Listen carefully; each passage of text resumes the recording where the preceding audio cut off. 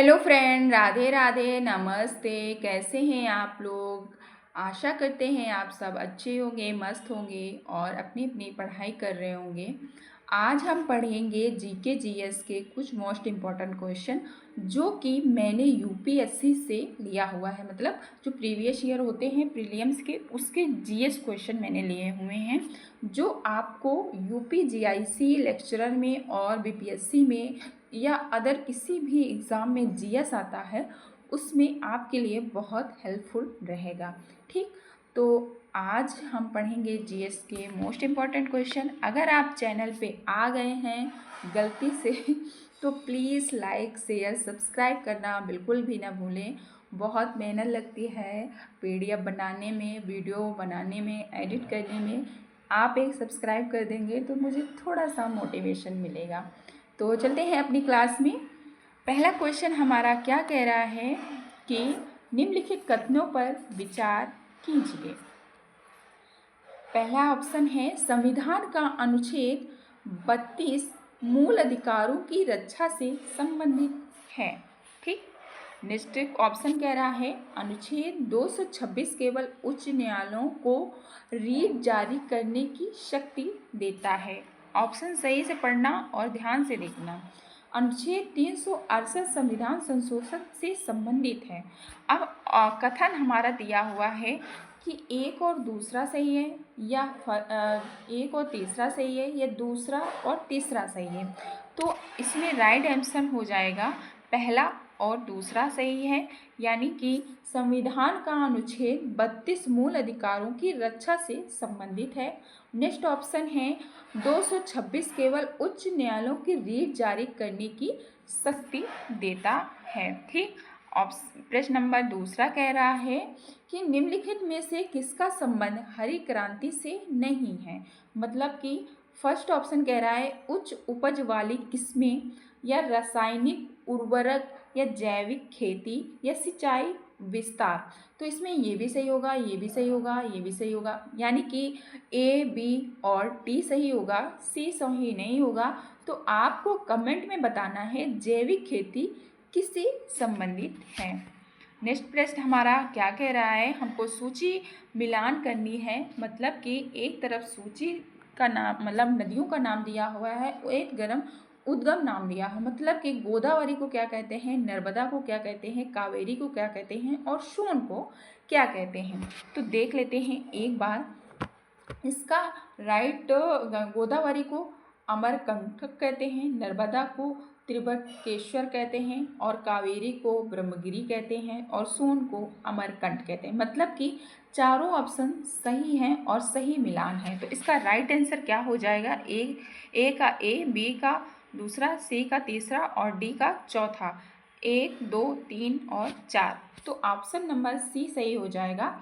आपको ऐसे ही मिलान करना है। एक ऑप्शन मैंने तो बताया है, मतलब आपको ऐसे मिलान करना है जैसे कावेरी को ब्रह्मगिरी कहते हैं और ऑप्शन ये आगे पीछे दिया हुआ, तो आपको ऐसे मिलान कर देना है ऐसे करके। बस एक ऑप्शन पे टिक करके, वो पूरा नहीं पढ़ना है एग्जाम में, वरना टाइम वेस्ट होता है, बस और कुछ नहीं होता है। नेक्स्ट प्रश्न कह रहा है भारत में मौद्रिक नीति किसके द्वारा नियंत्रित की जाती है। वित्त मंत्रालय द्वारा या आरबीआई द्वारा या नीति आयोग द्वारा या संसद द्वारा। तो इसका राइट ऑप्शन क्या हो जाएगा, आरबीआई द्वारा किया जाता है। क्या मौद्रिक नीति द्वारा किया जाता है, क्या आरबीआई किया जाता है। आपका नेक्स्ट पेज से पांचवा कह रहा है जो कि स्क्रीन में दिया हुआ है, निम्नलिखित कथनों पर विचार कीजिए।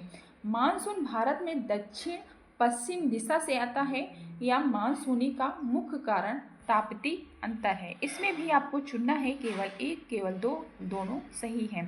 तो इसका राइट आंसर सिर्फ दूसरा हो जाएगा कि मानसून का मुख्य कारण तापीय अंतर से है।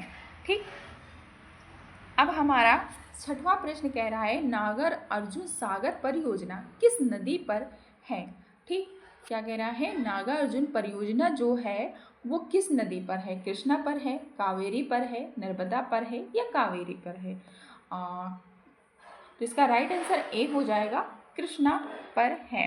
ओके, अगर आप चैनल पे आए हैं तो प्लीज़ लाइक शेयर कर दो प्लीज़। नेक्स्ट प्रश्न कह रहा है भारतीय संविधान में मौलिक कर्तव्य किससे संशोधन से से जोड़े गए हैं? 42वां से, 44वां से, 86 से या 52 से? तो इसका राइट आंसर क्या हो जाएगा?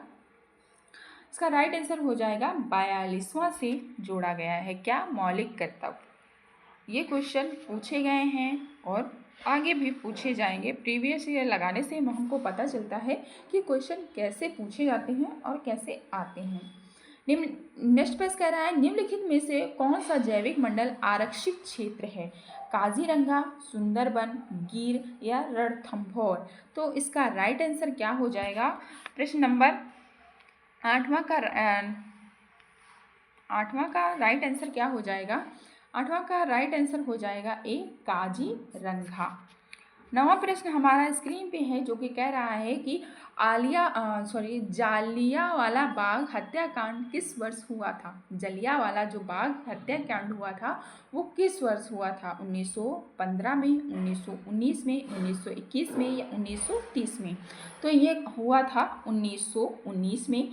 19 अप्रैल ये 1919 में हुआ था। और पता है इसने किसने करवाया था? जनरल डायर ने करवाया था। और ये अमृतसर में हुआ था। कहाँ हुआ था? अमृतसर, जो कि पंजाब में है।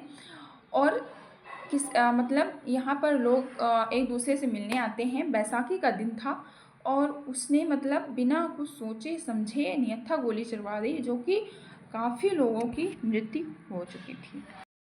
नेक्स्ट प्रश्न है कि सूची एक को व्यक्ति की उपाधि से मिलाना है। मतलब किसको किसकी उपाधि मिली थी? जैसे कि महात्मा गांधी को बापू की उपाधि मिली थी, रविन्द्रनाथ टैगोर को किस चीज़ की उपाधि मिली थी? रविन्द्रनाथ टैगोर को किस चीज़ की? बापू लोकनायक की। और सुभाष चंद्र बोस को नेताजी की मिली थी। और तो इसमें मतलब मिलाना है कि ए का दूसरा होगा, ए का दूसरा होगा, ए का दूसरा हमारा 2 ऑप्शन में मिल रहा है, मतलब फर्स्ट में और सेकेंड में। ठीक, अब हमको देखना है कि सुभाष चंद्र बोस किस में है? तो थर्ड में, मतलब सी का तीसरा हो जाएगा। तो हमारा यही राइट आंसर हो जाएगा। आपको ऐसे ही मिलाना है, 1 या 2 ऑप्शंस में आपको क्वेश्चन मिल जाएगा और आपको ज़्यादा टाइम वेस्ट नहीं करना है वहाँ पे कि मतलब लगे हो पंडित जी की तरीके, नहीं पूरा सॉल्व करके जाएंगे। तो ऐसे करेंगे तो आपका क्वेश्चन छूट जाएगा और टाइम वेस्ट होगा।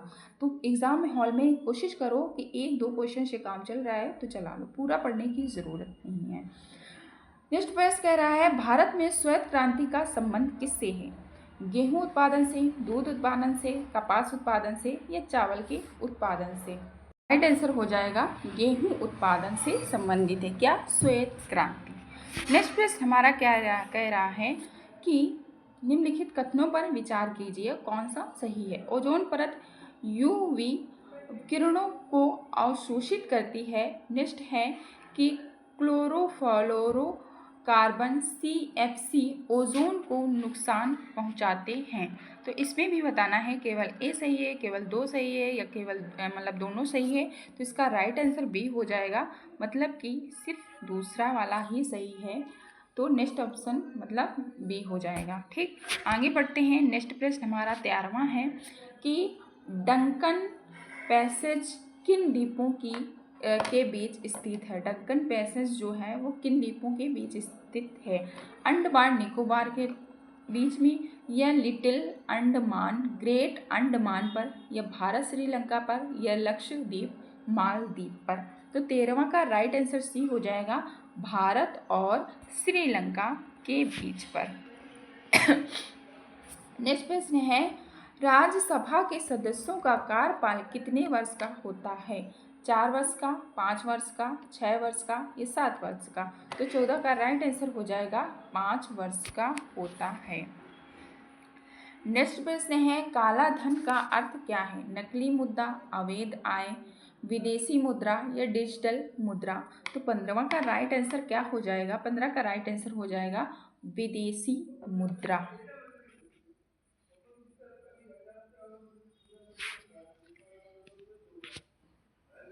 प्रश्न है 16वां, निम्नलिखित में से कौन सी गैस ग्रीन हाउस गैस नहीं है? CO2, CH4, C2, N2O तो इसका राइट आंसर बताना है। 16वां का बी हो जाएगा, CH4 नहीं है ग्रीन हाउस गैस। आगे बढ़ते हैं। नेक्स्ट प्रश्न कह रहा है कि भारतीय अंतरिक्ष अनुसंधान संगठन इसरो का मुख्यालय कहाँ है? मुंबई में, बेंगलुरु में, हैदराबाद में या दिल्ली में? तो इसरो का मुख्यालय कहाँ पर स्थित है आपको बताना है। तो इसका राइट आंसर हो जाएगा हैदराबाद में है। प्रश्न नंबर 18वां है, सांची स्तूप किस राज्य में स्थित है? उत्तर प्रदेश में, बिहार में, मध्य प्रदेश में या महाराष्ट्र में? तो कमेंट करके जल्दी से बता दीजिए कौन सा होगा। तो इसका राइट आंसर 18वां का हो जाएगा, बी बिहार में है। ठीक। नेक्स्ट प्रश्न हमारा 19वां है, निम्नलिखित कथनों पर विचार कीजिए। जीडीपी देश की कुल आय को दर्शाता है या प्रति व्यक्ति की आय जीडीपी जनसंख्या है? तो इसमें बताना है कथन ए होगा, कथन बी होगा या दूसरा या दोनों सही होंगे। तो 19वां का राइट आंसर सी हो जाएगा, मतलब कि दोनों सही हैं। जीडीपी देश की कुल आय को दर्शाता है और प्रति व्यक्ति आय जीडीपी जनसंख्या है। नेक्स्ट प्रश्न और आखिरी प्रश्न है, अगर आप चैनल पे आए हैं तो प्लीज़ रिक्वेस्ट है आप कमेंट करके ज़रूर जाना और बताना वीडियो आपको कैसी लगी। कृषि का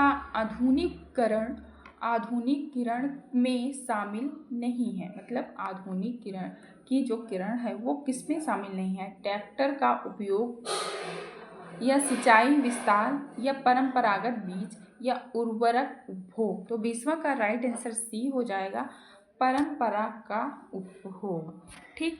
अब यहाँ तक रह गया, मतलब अब मिलेंगे नेक्स्ट क्लास में। तब तक के लिए आपको बाय बाय, टेक केयर। आपको कमेंट में ये बता के जाना है कि दूध उत्पादन, कपास उत्पादन और चावल उत्पादन किससे संबंधित हैं। ठीक। और मुझे कमेंट ऑफलाइन कमेंट में ज़रूर चाहिए इसके सारे ऑप्शन। मिलते हैं नेक्स्ट वीडियो में, तब तक के लिए बाय बाय, टेक केयर। अपना और अपनों का ख्याल रखें।